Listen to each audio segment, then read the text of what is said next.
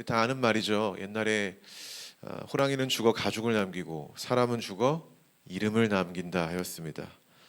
여러분, 우리 예수님은 죽으신 다음 무엇을 남기셨을까요? 예수님이 스쳐 지나간 장소와 시간에는 늘 사람이 남았습니다.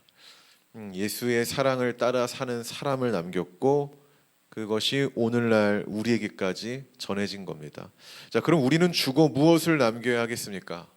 우리 젊은 여러분들에게 죽음을 이야기하는 것이 어떻게 보면 이 주제가 와닿지 않는 주제일 수도 있으나, 알랭드 보통이라는 사람의 불안이라는 책을 보면은 사람은 죽음이라는 이슈가 나에게 현실이라는 그 오늘날 과제로 왔을 때 가장 중요한 것을 발견하게 된다고 해요. 그 말은 뭡니까? 죽음이라는 것을 생각했을 때 무엇이 중요한가, 무엇이 중요하지 않은가가 명확히 드러난다는 거죠. 그래서 우리가 이 죽음을 묵상을 할 때마다 어떤 현상이 일어나냐면은, 살면서 우리가 막 애를 쓰고 스트레스를 받으며 살아왔던 것들 있잖아요. 그것이 사실은 별로 중요하지 않은 것임을 알게 되고, 그럼 진짜 우리가 애를 쓰면서 얻어야 될 것이 뭔지가 명확하게 딱 드러난다는 거죠. 자, 그런 의미에서 이 젊음의 시기에 죽음을 생각하는 것은 아주 좋은 겁니다. 그래야 덜 중요한 것을 떨쳐내고 더 중요한 것을 우리가 담아내는 거거든요. 이런 말이 있죠. 죽음에 가까울수록 사랑에 가까워진다는 말. 아마 이제 이런 맥락에서 나오지 않았나 싶습니다. 자, 그렇다면 죽음 앞에 선 사람들이 인생에서 가장 중요하다고 하는 것, 그러니까 덜어낼 건 뭐고 더 담아야 될 건 뭐냐, 뭐 이야기를 할까요? 자, 그건 당연히 예수님이 그랬던 것처럼 사람과 사랑이라고 합니다. 그 외의 것들은 사실 좀 별로 부질없다고 이야기를 하는 거예요. 여러분도 한번 죽음을 생각해 보세요. 내가 당장 내일 죽는다. 무엇을 중요하게 생각할 것 같습니까? 사과나무 한 그루를 심을 수도 있겠지만은, 결국에 남는 거는 사랑과 사람을 우리가 좀 생각하지 않을까요? 죽는 그날, 우리가 살아있는 날에도, 또 이게 죽어 육신이 사라진 날에도 누군가 나의 이름을 들었을 때 내가 남긴 사람다움과 사랑다움을 기억한다면 그 사람의 인생이야말로 정말 주님이 보실 때 축복 아니겠습니까? 누군가 주성이를 봤을 때 재수없어가 아니라 주성이 참 사랑스럽지, 이런 걸 기억한다면은 그 인생이 축복이라는 거예요. 자, 우리는 오늘 본문 말씀에 등장하는 인물들의 삶의 어떤 조각, 이면을 보죠, 계속. 근데 그 이면을, 그 조각들을 보면서 우리가 무엇을 남겨야 사는 것이 정말 좋은 건가, 좀 주님 안에서 행복한 상상을 하는 시간이 되기를 축복합니다. 아멘. 자, 오늘 다윗을 찾아온 인물이 있습니다. 길앗 사람 바르실레입니다. 자, 바르실레라는 이름의 뜻 뭔지 아십니까? 철의 남자. 철의 남자. 그러니까 스트롱맨이라는 뜻이 아니라 뭔가 철을 다루는 사람이라는 뜻이에요. 그래서 학자들은 그가 금속 광산을 운영했다. 자, 그렇게 부자가 됐다라고 추측을 합니다. 그러나 성경은 그가 어떤 직업을 가졌는지에서 관심이 없어요. 그죠? 무슨 행동을 했는지에 집중을 할 뿐입니다. 자, 그렇다면 이전에 바르실레가 어떤 행동을 했을까요? 자, 몇 장에 나옵니까? 사무엘하 17장 아닙니까? 19장은 오늘 본문이고 17장. 그러니까 맥락을, 설교를 잘 들어야 돼. 과거의 이야기를 하고 있는데 지금 오늘의 얘기를 했잖아요. 자, 이 과거 사무엘하 17장을 보면은 이 바르실레라는 사람이 등장해요. 자, 언제 등장하냐? 다윗이 누군가로부터 도피 생활을 할 때입니다. 누구죠? 압살롬. 자, 이 망명 생활을 할 때 마하나임이라는 곳에 거주한 적이 있어요. 근데 바로 그때 3명의 사람이 등장을 해서 빈손으로 급하게 성을 빠져나온 다윗의 허기를 채워줍니다. 자, 그런데 이게 단순히 배고픈 자에게 밥 한 끼를 대접하는 수준이 아니었어요. 성경을 보면은 아주 풍요로운 물자를 가지고 나왔는데 그 물자의 내역을 이렇게 말합니다. 침대. 자, 대야, 질그릇, 밀, 보리, 밀가루, 꿀, 버터, 양고기, 치즈, 아주 다양한 물자를 가지고 다윗에게 왔다라는 거예요. 자, 여러분 한번 생각해 보십시오. 이 리스트를 한번 생각해 보세요. 이 물자의 리스트들은 고작 3사람의 손으로 가져올 만한 양이 아님을 우리는 알고 있습니다. 그렇죠? 자, 큰 수레가 아마 수십 개나 필요하지 않았을까요? 자, 수레는 그냥 옵니까? 아니죠. 그 수레를 또 인도할 누가 필요합니까? 사람이 필요합니다. 아마 이 물자를 나를 많은 사람들이 있었겠죠. 성경은 3사람만 기록하지만은 그 뒤에는 수십 또는 수백만의 사람들의 노력과 헌신이 있었다라는 겁니다. 그만큼 이 사무엘하 17장에 있었던 바르실레가 다윗에게 주었던 도움은 작은 도움이 아니다라는 거예요. 자, 또한 당시 상황이 어땠다라고요? 다윗이 누구를 피해서 도망갔다? 압살롬. 이 다윗과 압살롬이 왕권을 놓고 서로 대치하고 있는, 또 많은 생명이 걸린 일이었고, 다윗과 압살롬의 대치 가운데 누구의 승리가 우세라고 판단했죠? 그때 당시에는 압살롬이잖아요. 그럼 누구 편에 서는 게 상식입니까? 강한 자의 선에 펴는 게 상식인 거예요. 그렇지 않습니까? 인간의 본성이거든요. 살아남고자 하는 우리의 유전자, 우리의 DNA가 거기에 있는 거예요. 자, 그럼에도 불구하고 다윗한테 투자한다라는 것은 제가 볼 때는 좋은 현명한 투자는 아니라는 거죠. 아마도 압살롬이 이겼을 때 어떤 현상이 일어났을까요? 다윗 편에 섰다는 이유로 이 바르실레, 또 그와 함께한 두 명의 이 부자들의 재산을 몰수하지 않았을까요? 그럼에도 이런 위험을 감수하여 다윗에게 자신의 그 능력을 보탰던 거예요. 오늘 이 바르실레가. 여러분, 누군가를 돕는 것만 자체로도 굉장히 귀한 일이에요. 그렇죠? 누가 배고플 때 밥 한 끼 사주는 거 가치 있는 일입니다. 그런데 그러기 어려운 상황 속에서 돕는 행위는 얼마나 가치가 있을까요? 얼마나 가치가 있을까 생각해 봐야 된다라는 거예요. 남을 돕는 건 내가 풍요로울 때는 언제든지 할 수 있어요. 내가 풍요롭지 않을 때 하는 도움은 물론 같다라고 우리가 표현할 수 있지만은 그걸 행하는 사람의 마음에선 같을까요? 전혀 같지 않다라는 거예요. 이 가치의 무게가 다른 거예요. 가치의 무게가. 더군다나 이 바르실레는 이때 딱 한 번 다윗을 도운 게 아니에요. 오늘 본문에 보면은 32절, 33절에 나오는 동일한 단어가 하나 있어요. 여러분이 잘 쓰지 않는 단어 뭡니까? 공개. 잘 쓰지 않죠.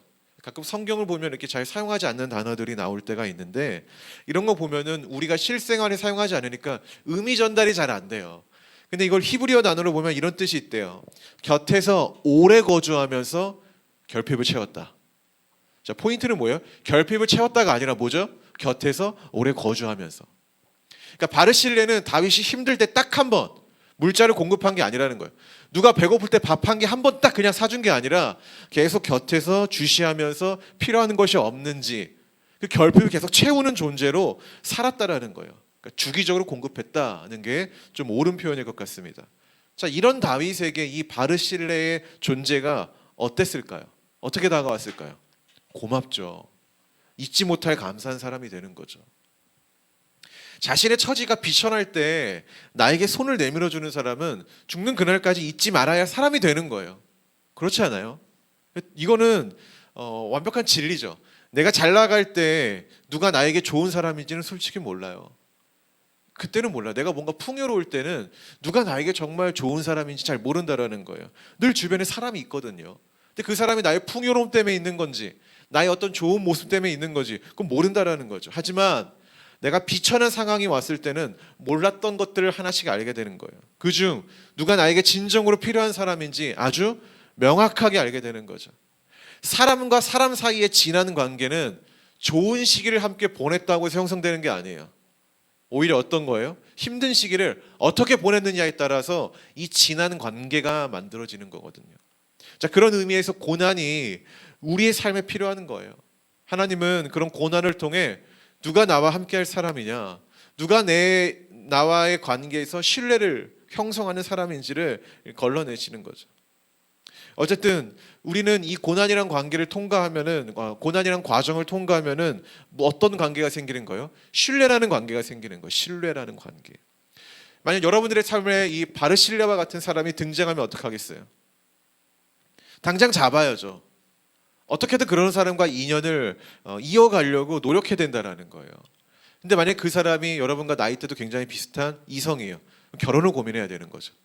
근데 만약 동성이죠. 끝없는 동역을 고민해야 된다라는 거예요. 저는 오늘 다윗도 같은 생각을 가졌다 생각합니다. 그래서 이 다윗이 오늘 바르실레에게 어떻게 합니까? 너가 이전에 나에게 필요를 계속 공급했던 것처럼, 공개했던 것처럼 나도 너에게 계속적으로 너의 필요를 공급하는 존재가 되겠다라는 어떤 그런 약속을 하게 됩니다. 자, 근데 이건 단 한 번 은혜에 보답하겠다는 게 아니라 자신의 힘이 미치는 그날까지 하겠다라는 굉장히 왕의 약속인 거죠. 자, 그래서 이 다윗이 오늘 바르실레한테 어떤 제안을 합니까? 나와 함께하자. 나와 함께하자라는 제안을 한다라는 거예요. 그런데 오늘 본문을 보니까 안타깝게도 다윗 왕의 제안에 이 바르실레의 답변은 뭡니까? 거절이라는 거죠. 거절. 거절. 자, 다만 이 거절은 다윗이 싫어서 하는 거절이 아니라 다윗을 위한 거절이었어요. 이 거절에도 두 가지가 있잖아요. 진짜 저 사람과 함께 하기 싫어서 하는 거절이 있는 반면에 다른 건 뭐예요? 함께해도 내가 그 사람에게 도움이 되지 않기 때문에 오히려 해가 되기 때문에 거절을 하는 경우가 있죠.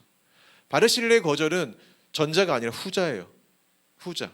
다윗을 위한 거절. 그럼 왜 거절했습니까? 오늘 본문에 보니까 거절의 이유가 뭐죠? 자기는 나이가 많다라는 거예요. 오늘 본문에 보면은 이 바르실레의 나이가 몇이라고 나옵니까? 80이라고 나오죠. 그리고 그 자신을 어떻게 표현하냐면은 자기는 뭘 먹어도 잘 맛을 못 느끼고 뭘 들어도 잘 분간이 안 되는 상태라고 표현한다라는 거예요. 곧 죽음을 앞둔 나이라는 거죠. 자, 아까 말했죠. 사람이 죽음을 앞두면은 덜 중요한 것과 더 중요한 것을 분간된다고 했죠.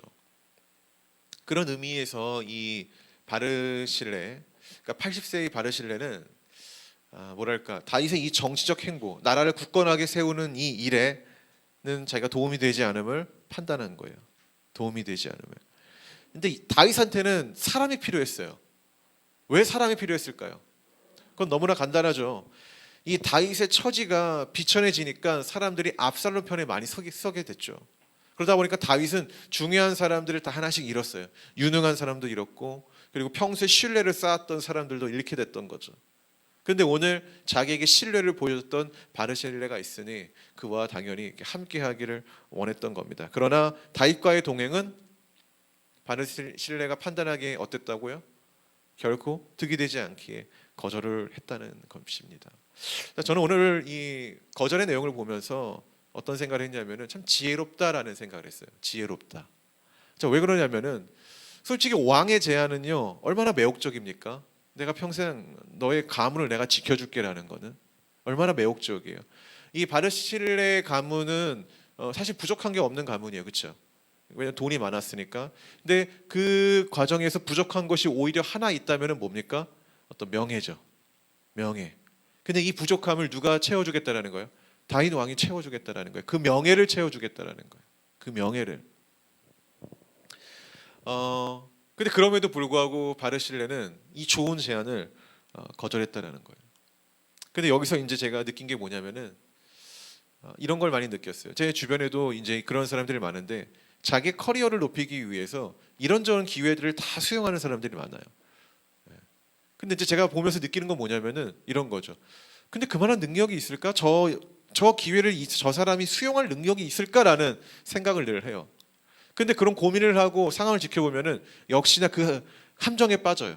어떤 함정이냐? 자기가 이 모든 것을 감당해서 이 공동체를 이롭게 할 능력이 없는데 자기가 여기에 어떤 프로젝트에도 참여함으로 자기의 커리어를 높이고자 하는 욕심의 함정인 거죠. 근데 시간이 부족해. 하는 일을 너무 많으니까 시간이 부족하고 또 능력이 부족해요.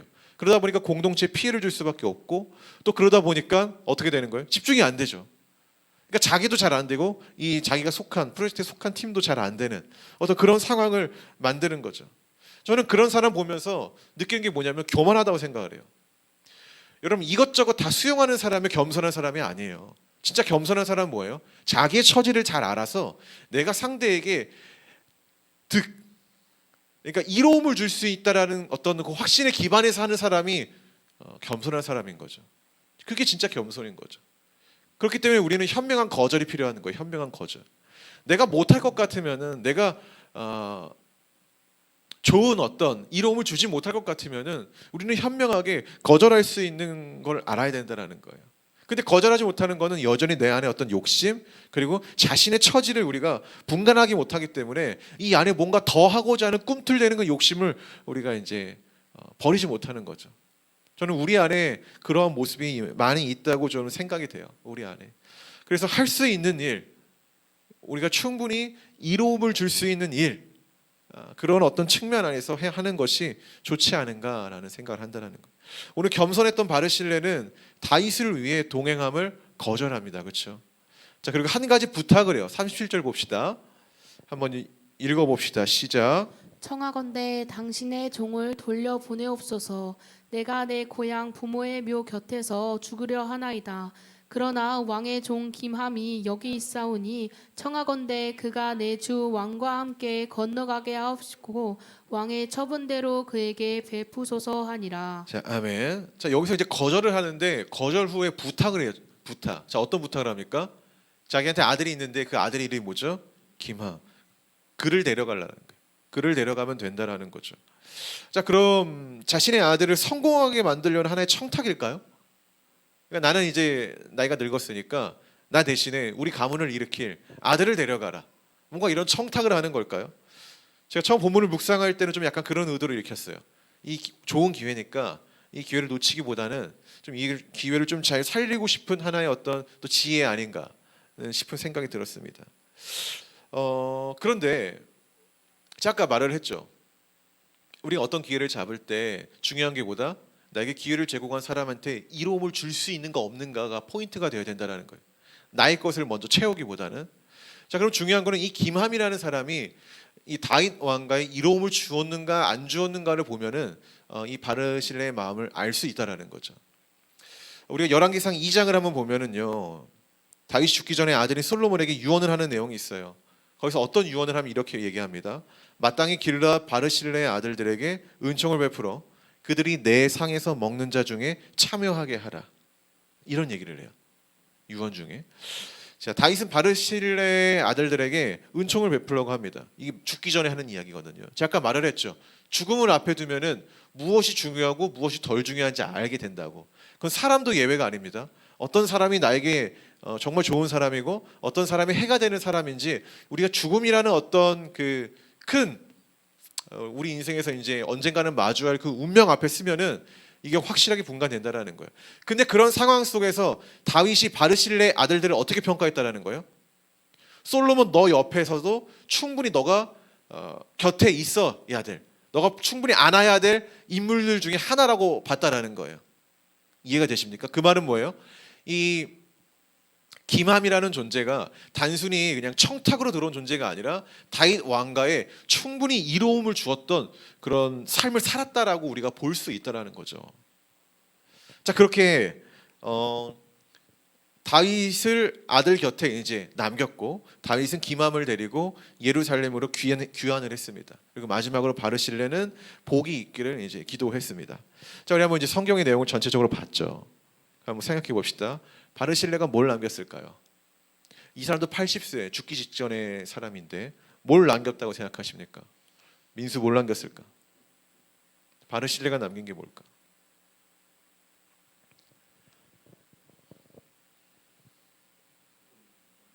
돈? 이름? 네. 다윗이 바르실레라는 사람을 생각할 때 무슨 단어가 떠올랐을까요? 돈? 이름? 그런 게 떠올랐을까요? 다윗도 돈이 많은데 은혜와 신뢰 아니겠습니까? 제가 아까 얘기했잖아요. 비천할 때 나를 도와준 사람은 평생 기억이 난다고. 다윗이 필요한 게 다윗이 바르실레라는 사람을 생각했을 때 그냥 그저 이름만 기억했을까요? 아니죠. 이름은 중요하지 않아요. 우리가 그 이름을 기억하는 이유는 그 이름을 갖고 있는 그 사람이 뭘 했기 때문에 무언가를 했기 때문에 그 이름을 기억하는 거지 그건 중요한 게 아니라는 거예요. 그거는 또한 이 바르실레는 이 다윗에게 사람을 남겼죠. 자, 다윗은 그 사람들에게 아들 솔로몬을 통해 은총을 또 베풀라고 했습니다. 저는 되게 선순환의 되게 좋은 예라고 보는데 그럼 우리도 고민해볼 필요가 있어요. 무엇으로 기억되는 사람이 될 거냐? 뭘 남길 거냐? 박민수라는 이름을 남길 거냐? 그건 사실 중요한 게 아니죠. 이름을 남기는 게 뭐가 중요해요? 그 이름의 가치라는 건 결국에는 그 이름을 갖고 있는 내가 무엇을 했느냐에 따라 달라지는 거기 때문에 그럼 우리는 무엇을 하며 살 건가라는 고민을 해야 된다는 거죠. 여러분, 누군가 나를 생각했을 때 미움, 배신, 불신, 잊지 못할 부정적 감정을 남길 것인지 사랑, 신뢰라는 잊지 못할 가치를 남길 것인지는 우리가 언젠간 죽게 되는데 그 죽음을 미리 오늘날로 당겨와서 고민해봐야 된다는 거예요. 그러면 내가 뭘 할지가 분명해진다는 거죠. 내가 어떤 일을 해야 될지가. 우리 10월의 필독서 기억하십니까? 신라의 편지입니다. 이 바울과 바나바의 1차 전도여행을 기록하고 있는데요. 그 내용을 보면 바울의 존재가 아주 인상 깊게 기록되어 있습니다. 자, 어떻게 기록되어 있냐면은 그 기록된 글을 제가 읽었을 때 그 바울이 제 안에 남긴 단어가 하나 있어요. 그걸 이렇게 표현하면 저는 소신이에요. 소신. 바울의 복음에 보면은요 굉장히 소신이 있어요. 그러니까 바울의 여정을 보면은 이걸 조금 더 풀어서 얘기하면은 바울은 그 소신을 지키기 위해 매를 많이 맞았어요. 그러니까 몸이 상하는 일이 많았습니다. 두려운 상황이 많았고 쫓기는 상황이 많았어요. 여러분 쫓기는 인생이 얼마나 힘이 듭니까? 때론 그 소신을 지키기 위해 어땠다고요? 매를 맞기도 했다고요. 어떤 사람 앞이라고 해서 근데 그럼에도 불구하고 어떤 사람 앞이라고 해서 복음의 내용을 희석하거나 편집적 내용으로 전하지 않았다라는 거예요.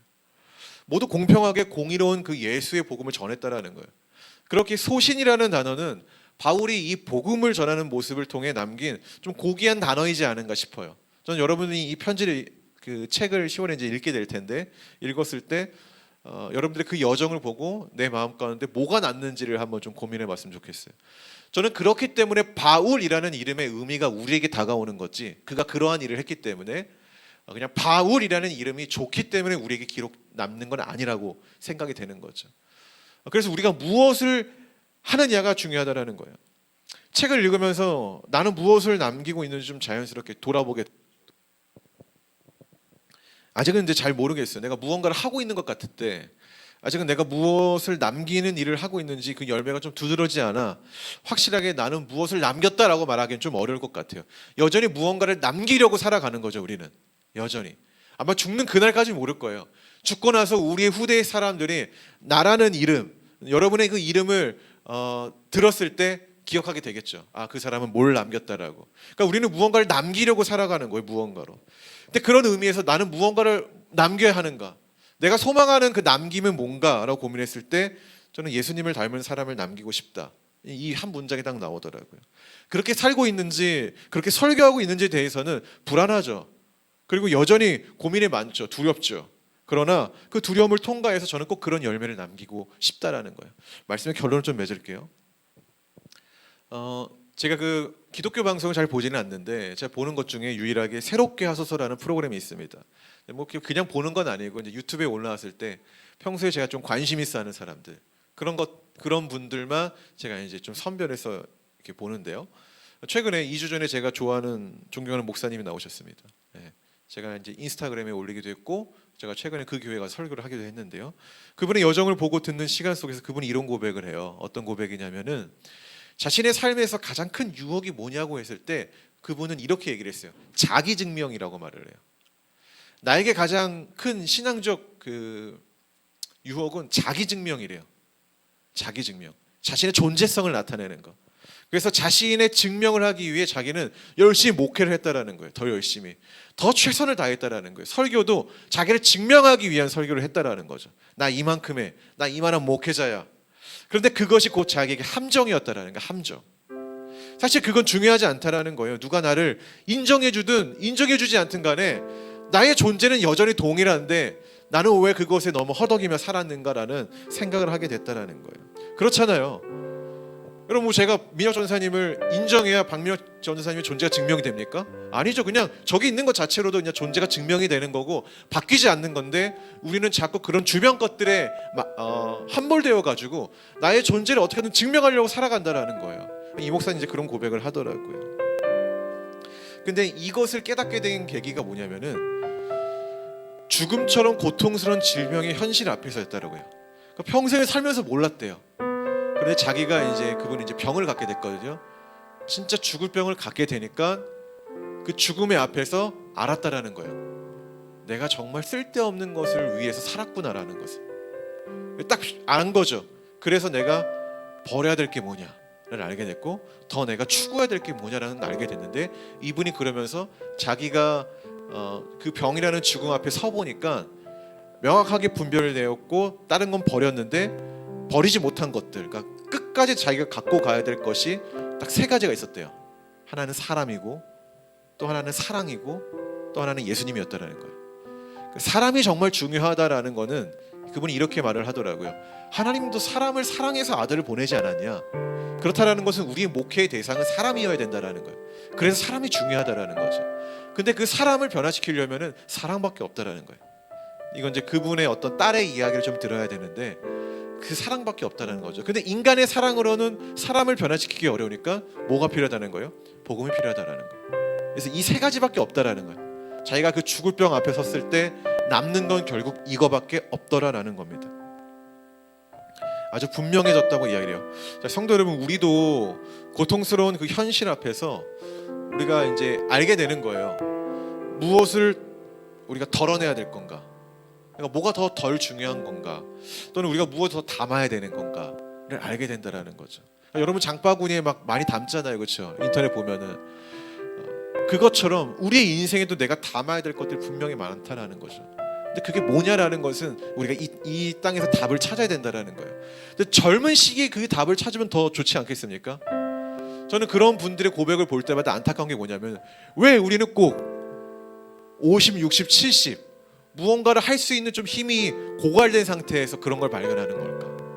우리는 왜 꼭 죽음이라는 문제 앞에서만 이런 걸 발견하는 걸까라는 거죠. 좀 젊음의 시기에 우리가 이런 것들을 빨리 발견한다면은 가치 있는 삶을 위해서 살아갈 수 있는 시간이 많아지잖아요. 그러니까 우리가 늘 그런 인문학적 요소를 가지고 그런 인물들의 여정을 우리가 읽는 이유는, 우리가 배우는 이유는 똑같이 되기 위해서가 아니라 조금 더 빠른 시간 안에 그분들이 찾았던 가치를 우리가 흡수하기 위해서 하는 거죠. 성경의 인물들의 내용을 보는 이유도 동일한 거예요.